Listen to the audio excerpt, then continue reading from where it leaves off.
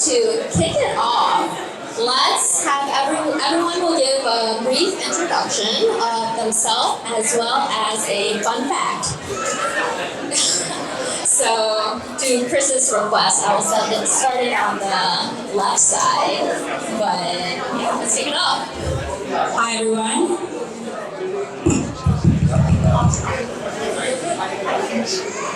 I'm Shruti Gandhi. I run a fund called Array Ventures. We invest in enterprise data AI companies, pre-seed. Our average check size is about $1.5 million. If you're looking to start a company, call me. I'm the first check usually. And fun fact, I have a little baby around here. So if you hear him, say hi to him. Hi everyone, I'm Kahini Shah. I'm a principal at Obvious Ventures. We're an early stage VC, seed Series A. Our thesis is world positive investing, but we invest in several sectors: healthcare, biotech, fintech, enterprise, and then industrials and climate. I do mostly enterprise and healthcare, so would love to chat with anybody. And I'll double a part of my intro with a fun fact too, but my first job out of college, and now I'm dating myself, was creating NLP algorithms in Java. So it's so exciting to see how far we've come since then.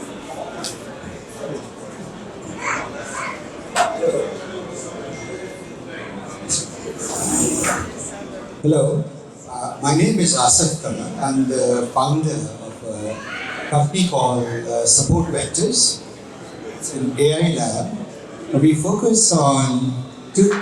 One is education. You can apply generative AI and various AI techniques to bring about better assessment and quantization of skill levels within education, within training, especially technical training.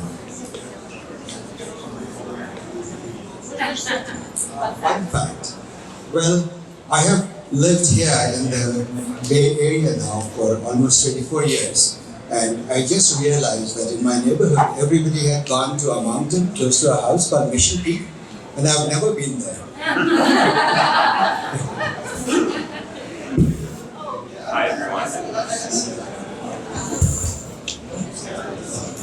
Hey everyone, I'm Christopher Kauffman. I work at. Sorry for the technical difficulties. Oh yeah, there we go. There are microphones. Share the two microphones that are Okay. Alright. I'm Chris Kauffman. I work at General Catalyst. We invest pre-seed to pre-IPO, full life cycle. I focus exclusively on AI growth. And a fun fact about me is that, like Kahini, my first job was driving a forklift. Awesome. Okay, apologies for all of the mic difficulties. So I'm sure the question that everyone is dying to hear is how our investors are looking at these generative AI companies. I'm sure you guys have seen a ton. So can you guys give a little insight into what attributes you look for in companies, and are there any red flags you watch out for? Yeah, we can start with Chris. Yeah, so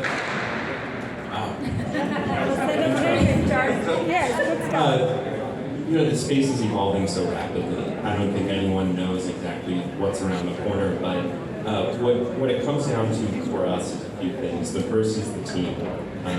Not necessarily having LLM experts on board, but just having folks who are passionate about solving problems. And that's true for any startup, but here, I think it's especially important because AI for AI's sake is not that interesting, but AI that solves problems is very interesting.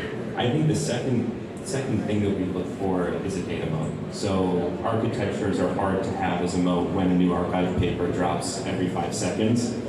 So we look for sophistication beyond that. We look for defensibility in the data that people are building intelligence on top of.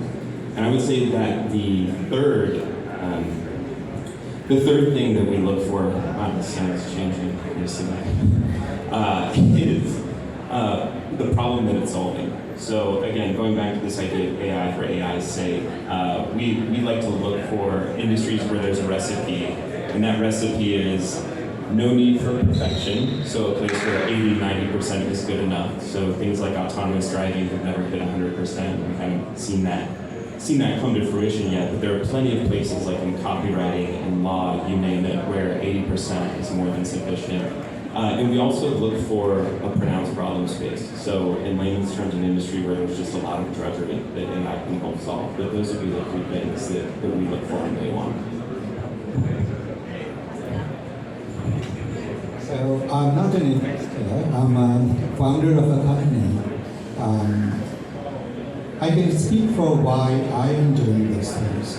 I have been passionate about education for the last 25-30 years now. I've been teaching in graduate school, and after that at UC Berkeley Extension, and then now I have my own education place. There is an educational company, Cornerstone on Demand. It's supposed to be an enterprise giant in learning. And I used to lead the AI research there. So our principal problem that we have been solving there and that I'm trying to solve in the startup base is something very crucial. Knowledge is expanding. It's exponentially growing. So we live in a world of plenty of knowledge, plenty of very high quality knowledge. It wasn't true when I was growing up, literally, at least in the third grade. Knowledge was very hard to get. Textbooks were hard to get. And in one generation, this whole thing has changed. But the problem that we face is, and I'll give you an example also, we had close to 110 million pieces of content, training content. Just the sheer size of it. They're spread across 100 million users who were employees of companies taking it. And yet, when you would search for something, it would be very hard to find. Now, it isn't just technological search. The moment you pose this problem, people say it's semantic search, AI search. But it's not like that. Human minds have a very unique way of learning. Each of us learn differently. You notice that some people like on the same topic fat textbooks, some like very small textbooks. They're irritated with too many details. So all of our learning journeys are different. And my role was to try to uncover for each individual exactly how is it that you would like to learn. See, at the end of the day, when you learn from your elder brother or from your best friend, that friend knows you. That is why learning is very efficient. But then, over the years, we have gone to mass learning, mass education, which has gotten impersonal, which is why attrition rate is very high. From the MOOCs, the Department of Education says only 7% people actually finish the courses on average. And my core mission for the last few years is, with partial successes, can I find ways to figure out how the same body of knowledge can be presented to a person in such a way that as though it feels my friend is explaining it to me. And that's the mission I'm trying to solve with both AI, generative AI, and all of this. So, I think about this. Hello. So I think about 4 factors, and I break them up. One is just the classic venture capital underwriting. So at the early stage, we're looking for team and TAM, and under that, several things, right? Are you solving a problem? Is there product market fit, etc. But team and TAM for that piece. And then in terms of LLMs or GenAI specifically, the 2 maybe unique things there are data and model. So to Chris's point earlier, 1, these models are data hungry. Can we get enough of them? And then 2, in more vertical applications like healthcare, insurance, fintech, they could also act as moats because they're hard to access.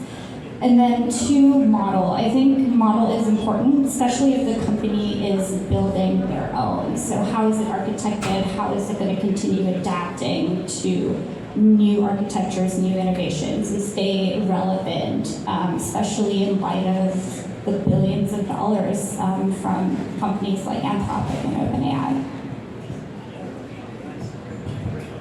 I'll just add a couple new things in addition to what everybody else said. Those were great points. From our end, the one and only thing I really care for outside of technical skills and technical founding team is you should know the category really well. If you're starting something in legal tech, I want someone from that category with a background. If you're starting something in fintech, I want someone from that background who's also worked on the traditional way of solving that problem before, which kind of breaks and takes it to the other end for me. We just backed a company where it was, AI in business report research, but it's, technical folks and consultants from top consulting firms. So I think it's that kind of mixture when you find a founding team with that expertise in the category and technical skills, I think you can do amazing things. Awesome, thank you. And piggybacking off of that, what is one piece of advice you give a founder who is currently fundraising for a generative AI startup? Raise. Actually, maybe a quick show of hands. How many founders in this room? Okay. All right. How many are fundraising? Just two. How many are fundraising? Okay. All right. You're in the right room. Okay.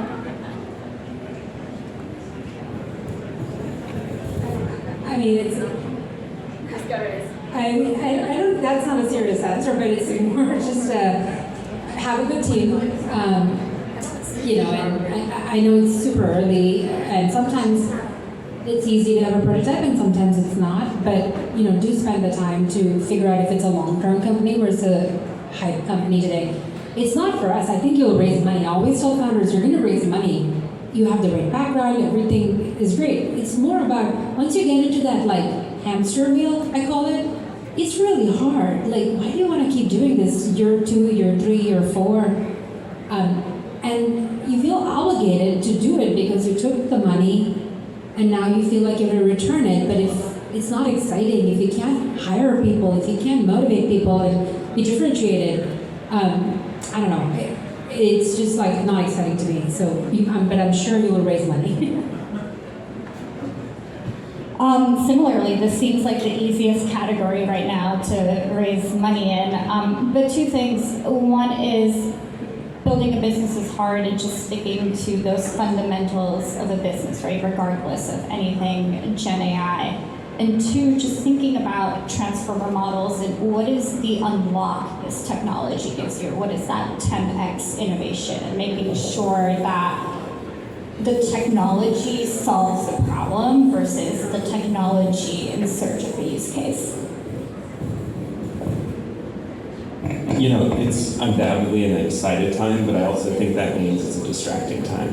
There are a lot of shiny things out there, and I think what we look for is focus. Building something really good, and it can be really narrow, but it works. That gives you the right to win in the rest of the space, rather than painting a grand vision. One, proves that you can build, proves that you have passion, and I think that's what we tend to look for. Asif, do you have anything to add? My perspective, since I'm not on the investor side, but I'm on the person building a company, my mission has been, I started on this education, or doing AI into education in 2011. And the one problem that I've been solving for a long time is this. So the one advice I'll give you is, have a problem that you have a passion to solve. And you're willing to go the long run to solve it. If by end of my career, I can really solve it, really personalize education, or create a framework to do that with AI, I would feel that I would have succeeded. And that is sort of orthogonal to the financial success or not of the enterprise. Awesome, thank you. And I know there are a lot of different AI products for a lot of different industries. I was wondering what each of you were the most excited about in terms of an industry that will be transformed or disrupted by generative AI. And we can start with Chris. I am most excited about, I'm going to pick two, I'm going to cheat. One is AI that helps augment and accelerate really complex workflows. So anything from post-production in film all the way through some of the most complex tax filings you can think of, But I think the second one is underpinned by the promise of AI in helping us navigate knowledge more efficiently and accelerate scientific innovation. So along the lines of computational chemistry, biology, things that can really help move the ball forward and impact all of our lives with novel therapeutics, better understanding of our bodies is one area that I'm particularly excited about. Well, AI has so many possibilities. We have an inflection point. Usually we lived in a world that problems were unsolved and we were looking for tools to solve it. I suppose at this moment there is a general sense, with quite a bit of validity, that with AI, with the new tools that have come, a large number of problems can be solved. Really meaningful problems can be changed and society can be transformed. We just have to go at it. And I think our generation's work would be to go at it, bring about the change.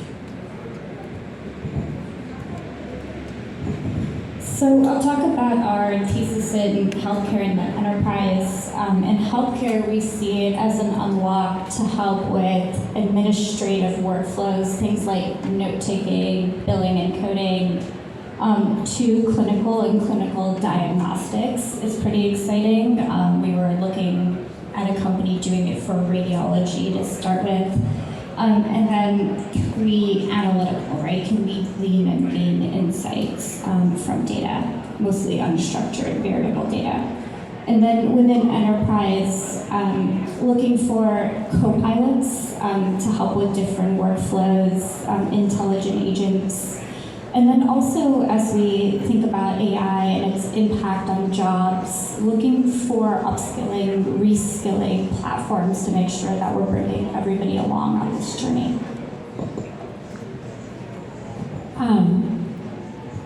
I've been investing in AI as a category for over a decade now, and it's been like a thing I've been talking about is coming, and everyone's like, great, good to know. But the problems that, even like 4 years ago, that you could solve with traditional machine learning were so hard. And today, you can automate and make a lot of this so much faster. So I feel like there's an opportunity in every vertical by vertical. Before it was, anything that was paper and pencil, we want to bring it to AI, like, 5 years ago or so.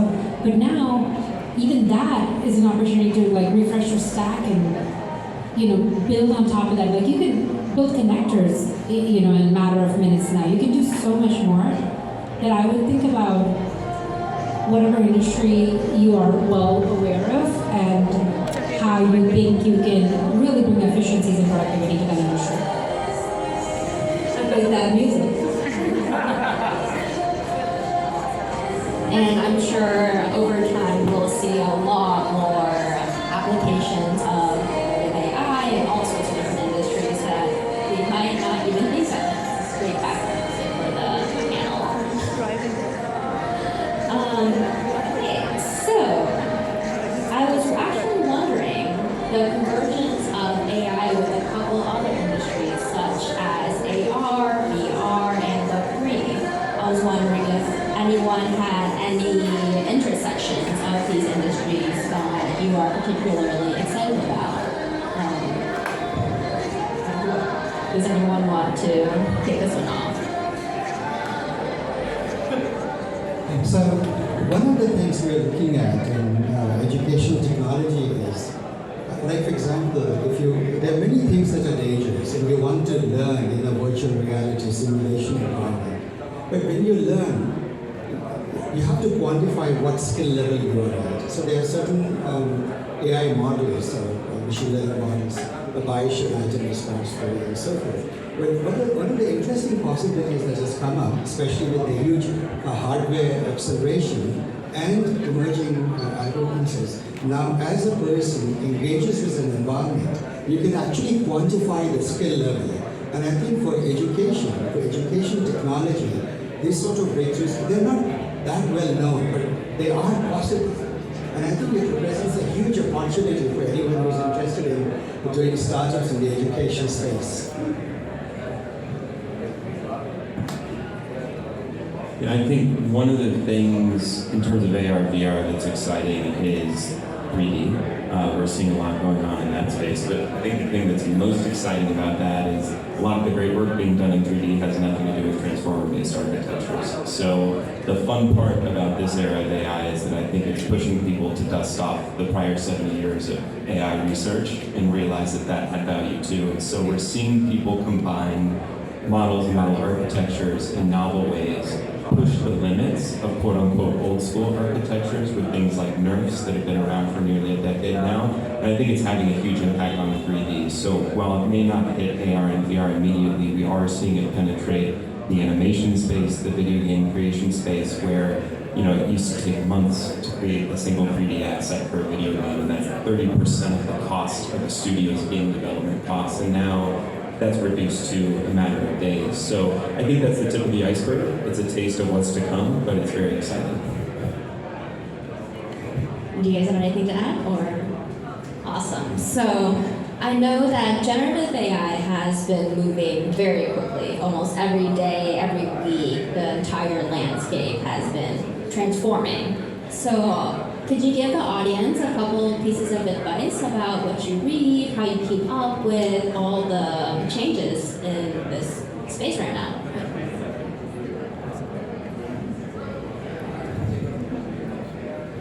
Twitter. Twitter and our guy.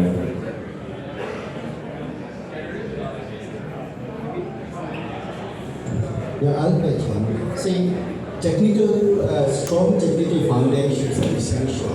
They help you sense whether a practical problem can be solved or not.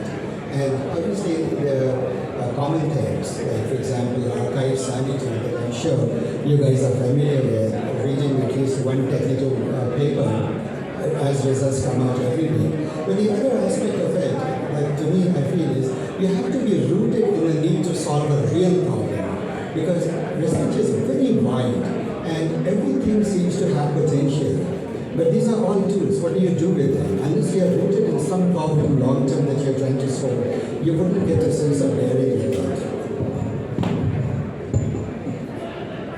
There's a newsletter I really like called Inside AI. It tells you the top 5 things you need to know for the day. So that's like an easy way to just see what was top of mind. The other question that I like asking people who are deep in the space is, what is your favorite research paper, or what is your favorite thing that you've read recently? And that way it's just getting a glimpse of what might be to come in the next week or in the next months.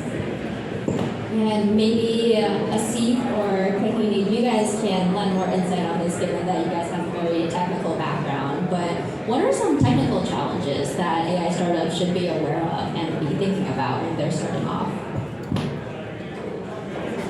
Okay. See, first thing is you have to know how much hardware you need to solve the problem. So when you're sizing the problem, don't just size the team that has to solve it, how long it will take, but look at the problem and say, this is the computational need. And how much data do you need? Do you actually have the data? In principle, a lot of problems can be solved with today's algorithms. But when you go and try to get the data, you may not have it, in spite of your data augmentation techniques and so on and so forth. The other risk in this space at this moment is, and that is very unique to generative AI or prompt engineering, is that these are not deterministic. Like when you write code, it produces results. A traditional machine learning algorithm, once it converges, its inferences are the same over and over again. But with generative AI, the cautionary tale is that, because, a bit of a technical, at the last layer, you have a soft facts temperature factor, deliberately to inject a bit of originality to it, when originality also has the other side. For example, there was a study where somebody showed that if you give to generative AI, how would you rate this essay that somebody has written? Once it would say 8 out of 10, these are the good things in it. You ask the same question again and it would say 3 out of 10, these are the things that's wrong with it.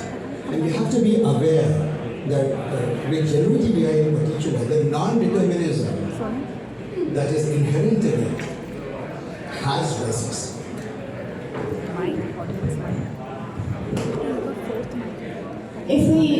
about the machine learning lifecycle, and I'll break this up into two, it's training, model development, but then the last piece of deployment. So lots of issues in training and data prep that are new, right? As Asif said, larger models, they need more compute, they're higher latency, but I won't touch the train and develop. We can talk more later if somebody's interested, but I think the deployment challenges are especially interesting to think about, especially because as all of us are developing applications, it really affects the end user, right? So these models hallucinate. How do we solve for issues like that? How do we think about bias? How do we think about reinforcing it to make sure that the model is operating the way we want it to operate? So I think some of these deployment challenges reduce latency depending on the deployments. I think some of these deployment challenges are really important to think about just at the very beginning of the product development cycle. Awesome. And historically, young people have driven a lot of novel use cases with disruptive technology as seen by the digital native generation. I was wondering what behavioral trends you guys expect to see in Gen Z and Generation AI, which I think is what will be the generation after Gen Z, and how they use AI.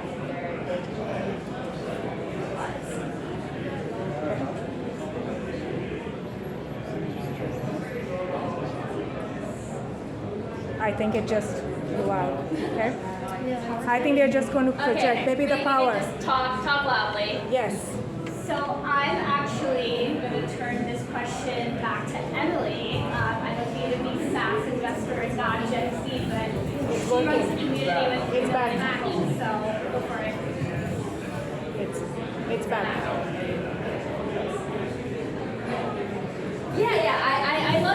I'd love to chat a little bit about my experience, I guess, with running our social media app called Picnic. We have a ton of young users, and most of them are between the ages of 13 and 18, mostly teen girls. And the trends that we've seen around AI have been really interesting, and we see that they're really just starting to understand what this technology is. We've been having to do a lot of education, actually, around how to use AI and what they can use it for. So I think this generation, like this current set of startups and investors and people in the space will play a really big role in shaping the ethics of what is appropriate with AI and just setting the groundwork for how AI will be used for probably the coming decades. I was wondering if any of the panelists have any thoughts on AI and young people and how this will be used moving forward.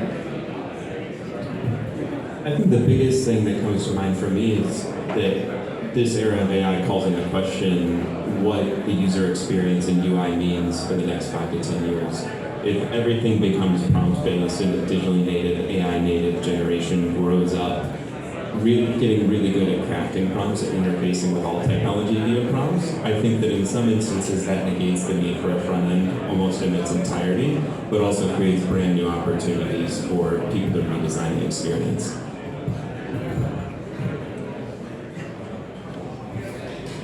Awesome. So I was wondering, so there are a lot of AI companies and a lot that have been built very quickly over the last couple of months. So would love to hear some insight about how you guys look at the long-term viability of a lot of these products and the business models behind these AI technologies.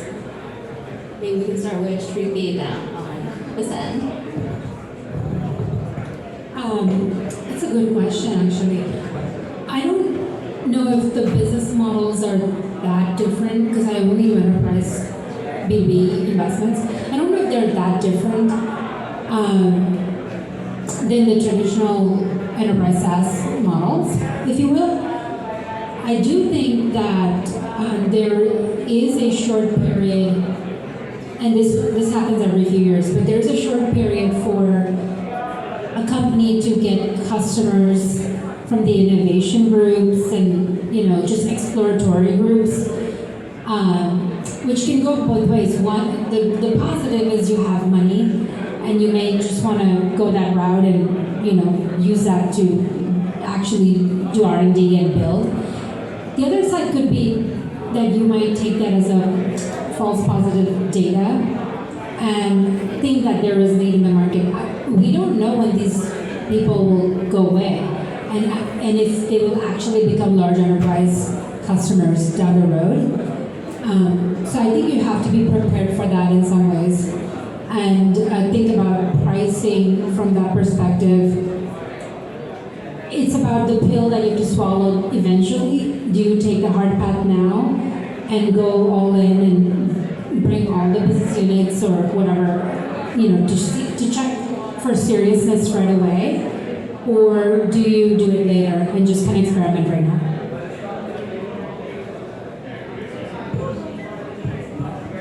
So I think long-term competitive advantage for a company here, it's no different than any other company, right? Solve a problem, do it well, have a great customer experience, keep innovating. And maybe the couple different things is having access to that data moat, making sure there's that feedback loop that your model can always get better.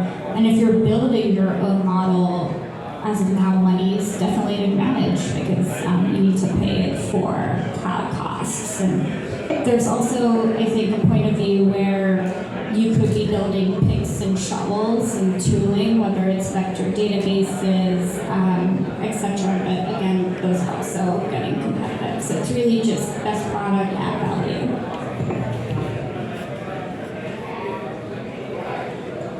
Yeah. All right. I'll say two things. First, the cost of implementing any original or new idea today has really plummeted. AI is accessible to all of us. At this moment, we really, as I said, have an inversion problem. There are lots of things we can do, and you can do it with practically no money. You just need enough ingenuity and creativity to do it. But for long-term success, it's always a good idea to pursue something that is hard. When you pursue something hard, you get a longer runway to solve it because others are not trying to solve it. And you have a much greater likelihood of having a moat around it when you do solve it.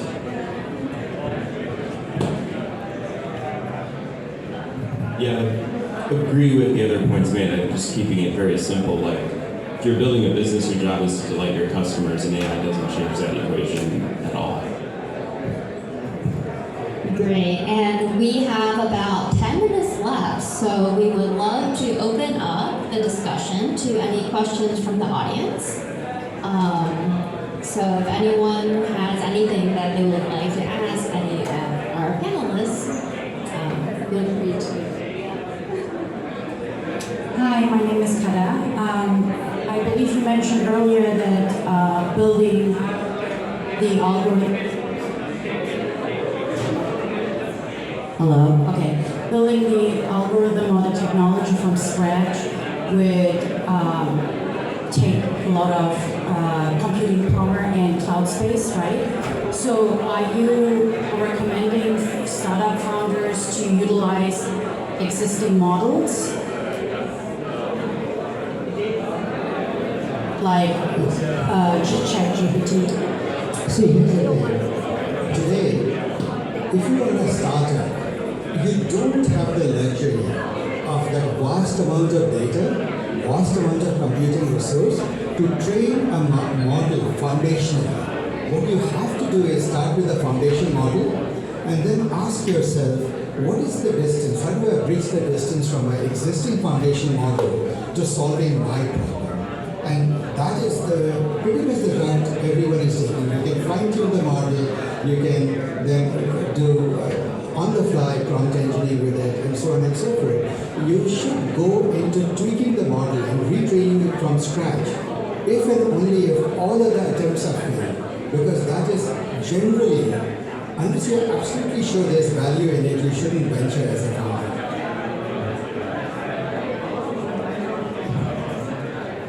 Does anyone else have any points to add to that one?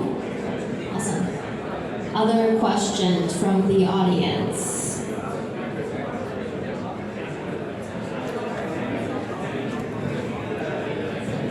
Hi, my name is Preeti. I'm interested to understand what is your perspective on all the news on the negative effects of AI and how do we protect ourselves from the same? Have you thought about it and what is your perspective?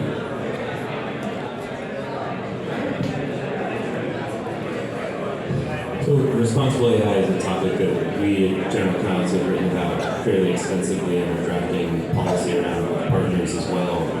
We think it's extremely important. I think one of the most encouraging things in this space is that when we speak to founders, when we speak to other investors, when we speak to users of these products, the need for ethical and responsible AI is well recognized. I think the gap that exists right now, legislation and policy aside, is a standard set of tooling that makes it accessible not just for the Facebooks and Microsofts of the world, but also accessible for early stage startups to be responsible. Everyone has the right intent, but what I think we need is tooling to make compliance with ethical AI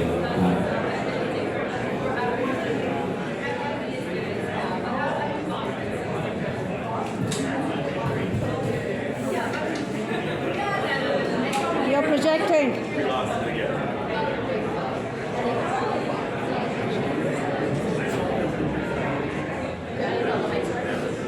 Hello. Okay. Kahini has the magical mic. We're down to one mic. But I think it is something that is impossible to get right on the first try. But if we roll back the clock and look at other innovations, whether it's social media, other kind of massive movements in technology, everyone now has the benefit of being able to look back and say, like, we have to get this right before it gets too big. And so that's encouraging. Given our thesis is world positive investing, we think a lot about it. So 5 years ago, we had invested in an explainability company around older neural network architectures. We recently made an investment in a company preserving copyright and looking at a number of different issues and how to solve it, from misinformation to compliance, data privacy. So yeah, if anybody's building in the AI ethics space, would love to chat. Hey folks, we are going to come in for audience questions. Also a request to people in the back, if you want to have some conversations, feel free to get inside the pizza room, close the door and have conversations. So others who are interested in listening to the panel are able to hear the panelists. So again, a kind request, there are a couple of conference rooms and the pizza room. Get into the room, close the door behind you and let's go from there. So I'm going to use this mic pass to get to audience.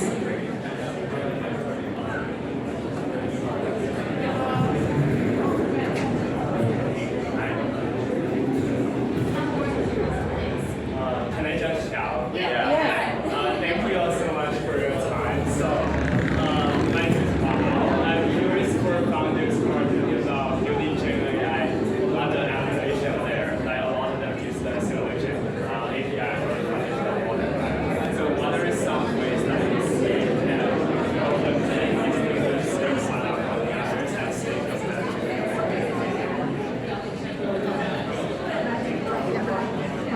Any other question?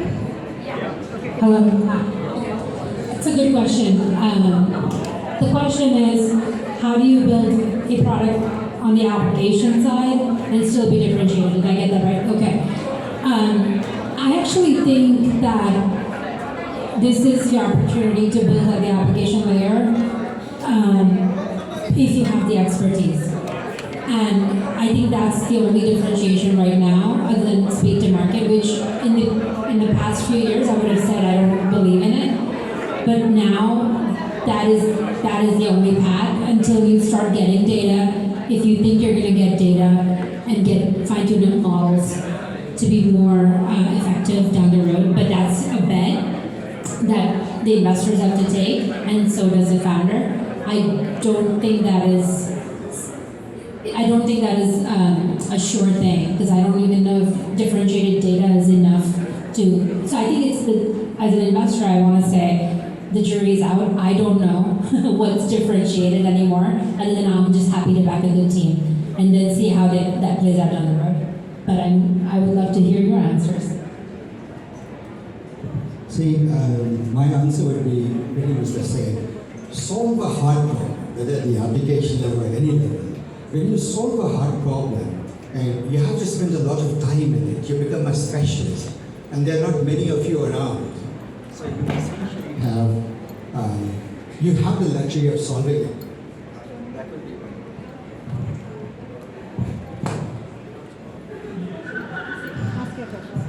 Hello everyone. That's all. Thank you for the panel. My name is Mariana Monten, and I am building the first AI game composer in Marketplace, where everyone can build their own stories. And what we have seen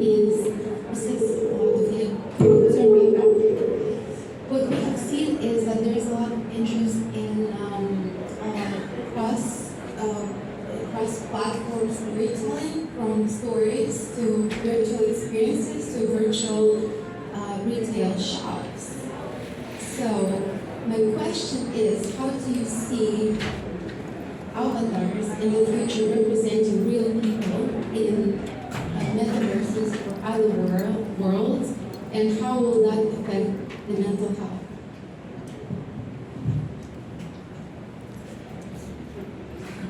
Thank you. And I'm SignalFire.com.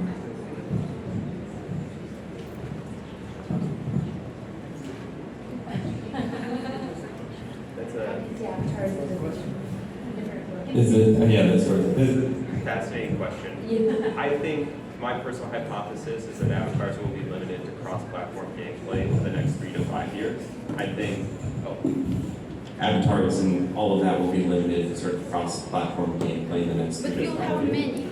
Yeah. You'll have many. So what we have now is we have shops that represent you, that can run businesses for you. Yeah. And we're soft launching that, and it runs on different models. Yeah. And it's adaptive. And you can have many businesses, side hustles, and you don't know what's going to work, so they're going to do their own product market fit on the side as you sit at home and enjoy your life. So how is that going to affect the other people that cannot do that?